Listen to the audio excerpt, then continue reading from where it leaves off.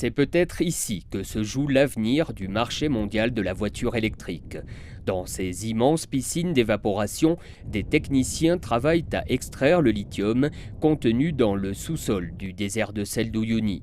Estimées à 100 millions de tonnes, les réserves boliviennes sont les plus importantes de la planète. Une manne dont le pays le plus pauvre d'Amérique du Sud espère bien tirer profit. La vision du président Morales avec l'État bolivien, qui est d'industrialiser l'exploitation des réserves du Salar d'Uyuni, engage tous les Boliviens, car c'est en train de devenir un nouveau pilier du développement économique de la Bolivie. À quelques kilomètres des piscines, voici l'usine pilote entièrement financée par l'État bolivien. Ici, on évalue la qualité des réserves de lithium, un métal mou essentiellement destiné aux batteries des véhicules électriques.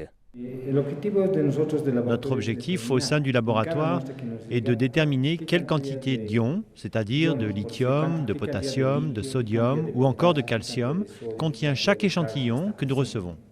Souhaitant garder le contrôle de l'exploitation de son lithium, la Bolivie a jusqu'ici repoussé les offres de partenariat formulées par plusieurs multinationales, telles que le japonais Mitsubishi ou le français Bolloré.